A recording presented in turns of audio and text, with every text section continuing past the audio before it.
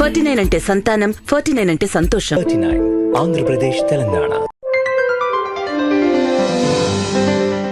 So గతంలో మీరు అంటే 4 టర్మ్లు రుణమాఫీ చేశారు సార్ అని అన్నారు.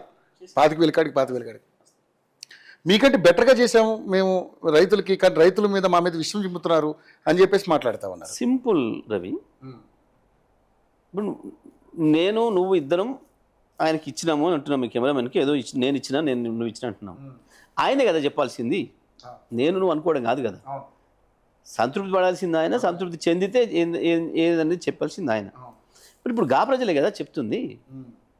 నీ లెక్కలు నీ దగ్గరే ఉన్నాయి, ఉన్న ప్రజలు అక్కడే ఉన్నారు. అయితే నీ బీఆర్ఓ ఉన్న చూయించు, ఎన్ని విడతలుగా ఎన్నిసార్లు వేసినావు చెప్పు స్పష్టంగా. మేము వేసినాడు, మేము సాఫ్గా చెప్పినాం. మేము మొదటి రోజే క్లియర్గా అసెంబ్లీలోనే కేసీఆర్ గారు చెప్పారు, 17,500 కోట్లు వస్తుంది రుణమాఫీ మొత్తం, ₹1,00,000 ఉన్న వాళ్ళు.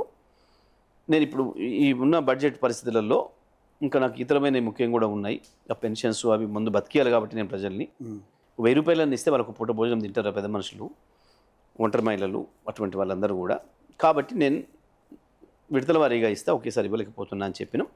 విడతల వారీగా పూర్తి చేసినాం. ఏది మొదటి టర్మ్, ఇక్కడ రెండో టర్మ్ విషయం మాట్లాడుతున్నారు వీళ్ళు. 2 సార్లు అయిపోయినాం మేము. మొదటిది చాలా క్లియర్గా 17,500 కోట్లు ఇచ్చేసినాం. రెండో టర్మ్ది కూడా 12,500 కోట్లు ఇచ్చినాం. 12,500 కోట్లు 12,500 మొత్తం వాళ్ళే మొన్న అసెంబ్లీలో లెక్క చెప్పారు కదా. అంతకుముందు ఎన్ని అబద్ధాలు మాట్లాడినా రోడ్ల మీద అసెంబ్లీలో చచ్చుకుంటే నిజం మాట్లాడాలి. 29,500 కోట్లే కేసీఆర్ చేసింది, మేము 31,000 కోట్లు చేస్తున్నాం, 36,000 కోట్లు చేస్తున్నాం అని ప్రకటించినారు. ఎల్లెలకల పడ్డారు. ఇప్పుడు 21,000 కోట్లు అని మళ్ళీ చెప్తున్నారు. అయిపోయింది, ఒడిసింది, అయిపోయింది. ఆయన తెలిపోయింది. 21 కోట్లు అబద్ధమే చెప్పినా, 21 కోట్లు అంటే తిరిగేసి చెప్పినారు. 12ను 21 చేసినారు, ఒకటిని ముందు పెట్టారు అంతే వాళ్ళు. అది ప్రజలకు అర్థమైపోయింది. నువ్వు చేసినా నేను చేసినా సాటిస్ఫాక్షన్ అనేది ప్రజలకు ఉండాలి, పొందిన వాళ్ళకు ఉంటుంది. ఇప్పుడు అదే రైతులు కదా చెప్తున్నారు, అదే రైతులు కదా మొత్తుకుంటున్నారు కాలేదు అని. ఆ రైతును ఎంక్వైరీ చేయి, ఓకే నాకు ఎలిజిబిలిటీ ఉంది, నాకు రాలేదు అని చెప్తున్నారు రైతులు. సాఫ్గా వాళ్ళు ఏంది గట్కేశారు.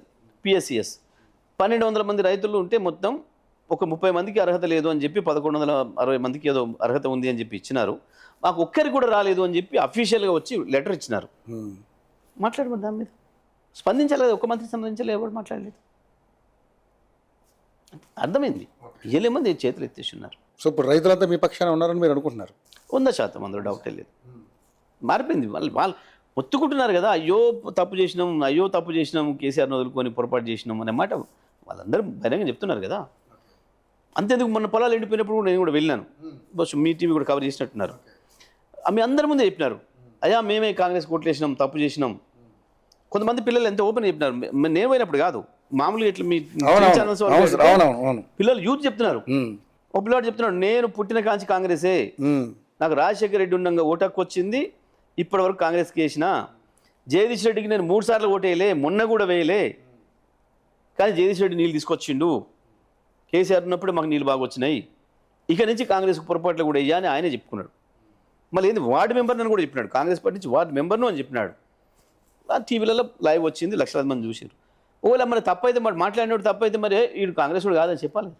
నేను కాంగ్రెస్ కోటేషన్ చెప్పిన తర్వాత కూడా అలాగా దాన్ని వివేదించలేరు ఎవరు కూడా. కాంగ్రెస్ పార్టీ వార్డు మెంబర్ను వాడు ఇంకోటి చెప్పినాడు, ఇంకో పిల్లాడు, మా ఊరు మొత్తానికి నేనే ఆర్గనైజర్ను, మా ఊర్లో మీరు ఎవరు పోయినా అడుగుండి చెప్తారు, కాంగ్రెస్ అంటే నేనే అని కూడా చెప్పినాడు ఆ పిల్లోడు. అట్లా చాలామంది చెప్తున్నారు. ఇంత స్పష్టంగా వాళ్ళే వ్యతిరేకంగా మాట్లాడుతుంటే ఇంక ఇంట్లో దాచిపెట్టుకోవడానికి ఏముంది, మేము తయారు చేసేది ఉంది కొత్తగా.